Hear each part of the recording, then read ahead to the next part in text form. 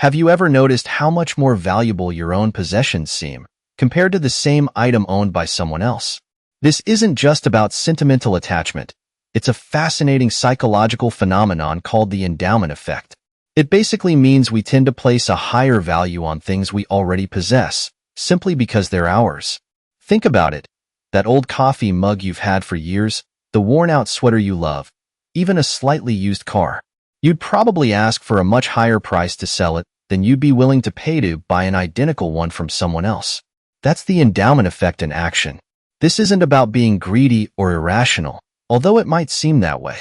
It's a quirk of how our brains work. Ownership creates a sense of loss aversion. Losing something we own feels worse than gaining something of equal value that we don't own. This feeling of potential loss makes us hold onto things more tightly and demand more to let them go. It's a powerful feeling, and it affects our decisions in many ways. Consider a simple experiment. Imagine you're given a coffee mug. Now, imagine someone offers to buy it from you. Most people would ask for a higher price than they would be willing to pay to buy that same mug if it weren't already theirs. The difference is significant, demonstrating the power of ownership in shaping our perception of value. This discrepancy isn't rational from a purely economic standpoint, but it's a very real psychological phenomenon. The endowment effect influences many of our choices, from buying and selling houses and cars to deciding on investments and even relationships. Think about negotiating a salary. You might value your current job and skills more highly than a potential employer does, even if another job offers better pay or benefits. The fear of losing what you already have can make you hold out for a better deal or stay in a less-than-ideal situation. This effect also plays a role in the way we think about possessions. We often get emotionally attached to things, and our sense of ownership amplifies that attachment. This is especially true for things with personal significance, gifts from loved ones, items associated with happy memories, family heirlooms. These things become more than just objects.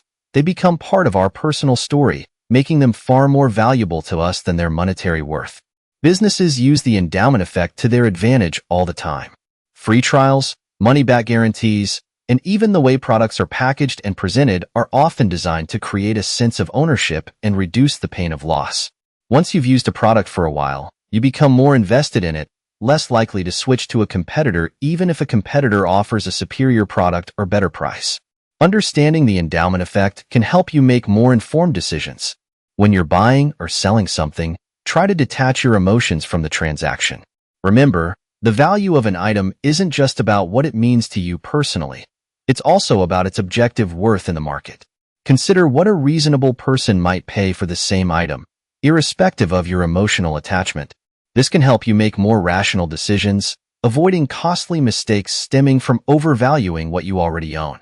The effect is especially important when making big decisions. Buying a house, a car, or investing in the stock market are examples of high-value transactions. Emotions play a large role in these decisions. It's essential to acknowledge the endowment effect and try to counteract its influence.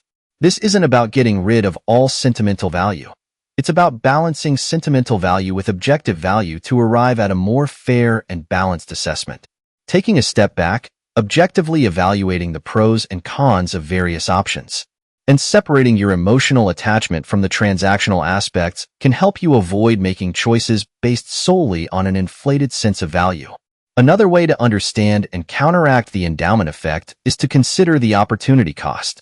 What else could you do with the money you're asking for that item? What could you buy with that money that might be even more useful or valuable? By considering alternative uses of the money, you can get a clearer picture of the true value of the item and whether letting go is worthwhile. Finally, remember that while the endowment effect is a powerful influence, it's not insurmountable. By being aware of its existence, and by actively working to make rational, objective decisions, you can minimize its impact on your choices and make better decisions overall. It's a powerful force, but it doesn't have to control you. With a bit of self-awareness, you can navigate the complexities of ownership and value with more clarity and make decisions that truly serve your best interests.